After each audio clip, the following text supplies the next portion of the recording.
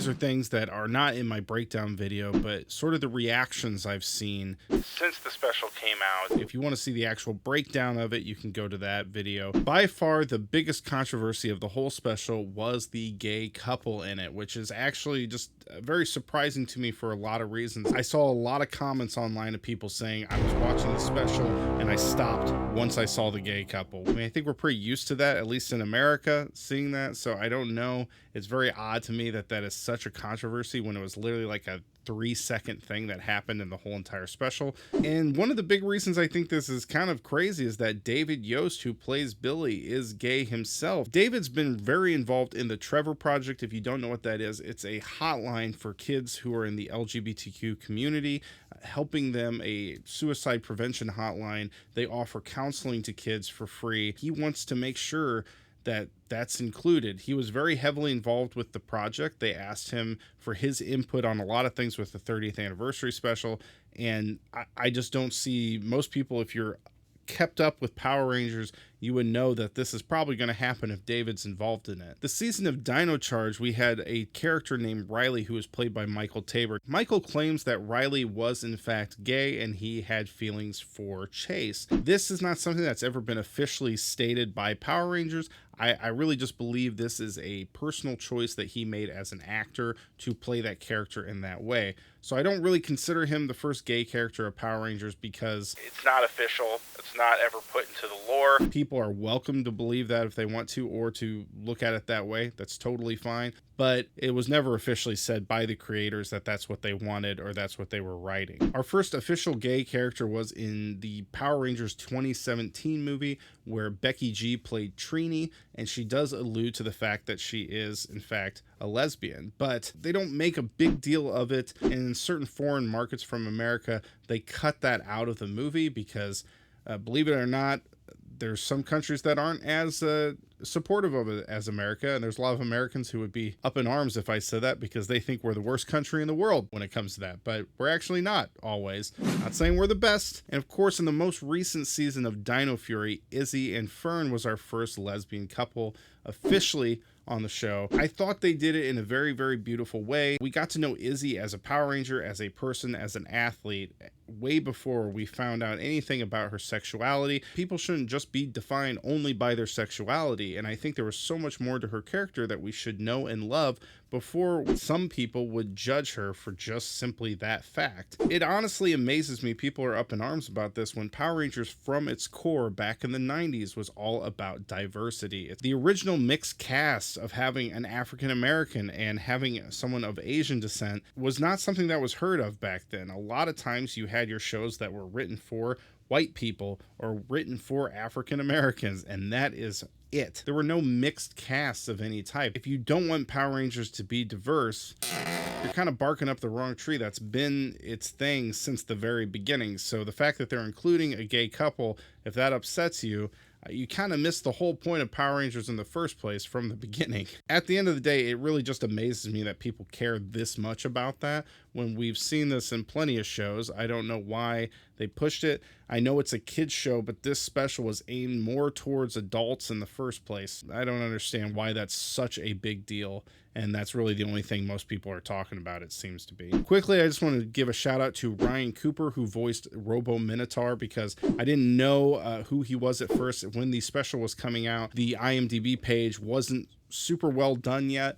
After it came out, they got on making sure everybody was linked to it. He voiced Tentacus in Megaforce back in 2013. 10 years later, he's returned to Power Rangers. It's pretty cool. A lot of comments from people saying how dumb it was that Adam and Aisha couldn't teleport there, that why didn't they just teleport. Do state in the actual show that they are not within teleportation range. It'll take them 6 hours to get to teleportation range.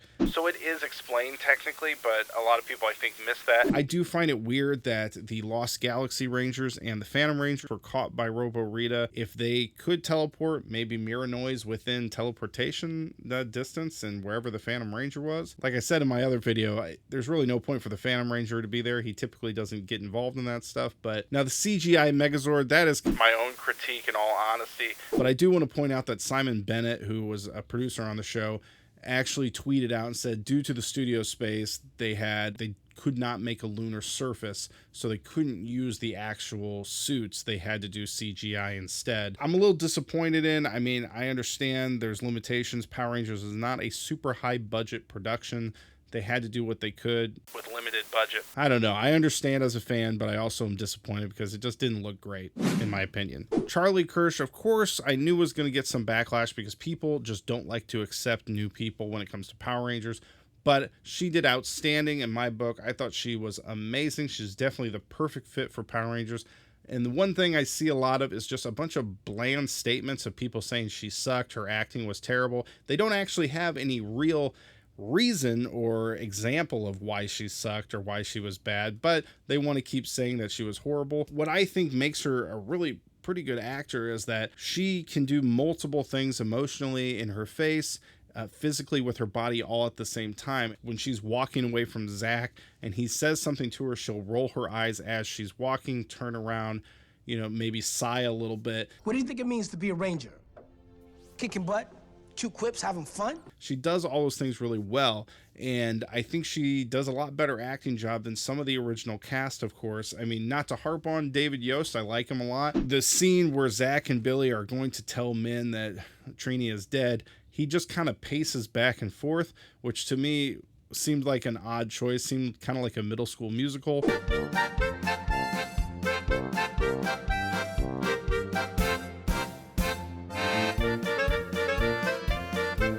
That might not have been his decision at all to do that, but I think that she does show a lot of good acting skills, and we should be happy with it. We kind of got her at the right time because she's not a major like Nickelodeon star who had her own show or a Disney star who had her own show, so she's not super expensive yet, but she's done a lot of great stuff. She did Broadway, she's done martial arts, dance, but she hasn't really hit the mainstream yet, which is why Power Rangers can honestly afford her at this point. I think we should all be grateful for her because she was amazing and she was the right fit. She really was. And finding the right fit is really important for Power Rangers, and I understand what that's like because I used to work in a concert venue, which was a very odd sized concert venue. It really attracted bands who were sort of on the downfall of their career, or we would have bands that maybe the singer left the band and they needed, you know, their ticket sales were terrible, so they were playing smaller venues. And then we also had people who were on the rise through their career who had just started or were just starting to get big, and they couldn't quite sell out a theater or a stadium, but they could play in our venue. She really, to me, is that perfect spot for Power Rangers at this time, and I hope they hold on to her and keep her coming back because she was amazing. There were comments that Aisha should have taken the Saber-Tooth Tiger coin after Trini was dead, but this really doesn't make sense because all the other Rangers should have had their Ninjetti power coins. Rocky morphing in Dimensions in Danger, he used the Ninjetti coin, at least that's what is speculated. I can't guarantee that because I couldn't really see the coin. But if he didn't have the Tyrannosaurus Rex coin, then he must have used the Ninjetti one. Now, quickly, if someone's going to say, well, he has the T-Rex coin on his belt, I pointed that out in my other video too. But in the third season of Mighty Morphin Power Rangers, when they were using Ninjetti powers, they still had those power coins on. Even though that was a production issue back then, they kept it. Which also, they kept the like thick padding on the necks, which was the American thing. They just didn't know how to do the suits, but I thought it was kind of cool they did that because that is what they looked like in the American versions. It also wouldn't make sense for her to have it because she's been busy in space with the SPA. If she had the coin, then no one could use it. I think they were grooming Min to become the Yellow Ranger eventually. She said, this is what I've been training for, but I just don't think Zach thought she was ready at that point. I saw the comment that Adam should have taken the green power coin. Okay, I've seen that a lot actually, and if Adam had morphed into the Green Ranger, people would have been up in arms. They would have been so pissed. No one could be the Green Ranger but Tommy. Yes, he has passed away at this point. Nobody is going to touch the green power coin besides Jason David Frank. So all the people commenting that, I don't understand why they keep saying it. It's not a good idea. I saw a lot of people commenting that how did they catch Tanya in the Zeo Powers when the Zeo Powers are destroyed? Zeo Powers have never been destroyed. Hello! I actually have a video all about that. People who say that they were destroyed or that they had to give up the Zeo powers to take on the Turbo powers. Fan theory, that has never been anything that has actually ever been stated in the show. They've always had their Zeo powers, and they even had their Zeo powers in the 20th anniversary special. I saw some people say that shouldn't Billy be smart enough not to look for Zordon, which, you know, that's probably a valid point. I think that Zordon coming back is just kind of a bad idea. I don't think it's going to bring back old Power Ranger fans that don't watch the show anymore. I have heard rumors that they are going to bring them back eventually. I'm not going to be mad, but I just don't think I think it's a dumb idea personally. Zach makes a statement that Zordon made it very clear that duplicating powers is very dangerous. I just want to state that in my fan theory video about Zordon being evil, I bring up the fact that the Robot Rangers are a duplicate of the Power Rangers' powers, weakening the Turbo team who took over for the originals. If Zach knows that that's dangerous, then why is Zordon making multiple powers? Maybe it's because he's evil. Maybe it's because, well, you'll have to watch the video if you want to talk about that. Don't need to talk about that on this one. I saw a bunch of comments of people saying, I loved watching Power Rangers Mighty Morphin when I was a kid, and I still watch it all the time, but I hated this special. It's funny that they can't even get the actual, title of the show correct, but they're claiming that they watch the show still. Not everybody shares my opinions on this, but I think that it was a great special. I think it was a great start, and I hope we get more of them. I've been trying to find anywhere on the internet that gives me some sort of idea of what were the ratings for Power Rangers. It was in the top 10 of the movies division in Netflix for a few days. I don't know if that's enough for them to want to make more. I also don't know. Power Rangers has always been sort of its own thing. I mean, when it was on Nickelodeon didn't really support it and they didn't promote it, but Power Rangers just kept trucking along because they have their own setup over in New Zealand. They just run the show themselves, and as long as somebody will air them and they can sell toys and make some revenue that way, they do well. I think that they probably made some revenue from this. I mean, even I had to go get a Min figure, and I don't typically buy a lot of stuff brand new anymore, but I hope that we get another special. I really hope that they do like a 10 episode series or something like that. It would be awesome. For now, we got Cosmic Fury coming out. I'm really excited. We know that Min is supposed to make an appearance, and so is Billy, so that's going to be really cool. Thanks, guys. Have a great one. Bye.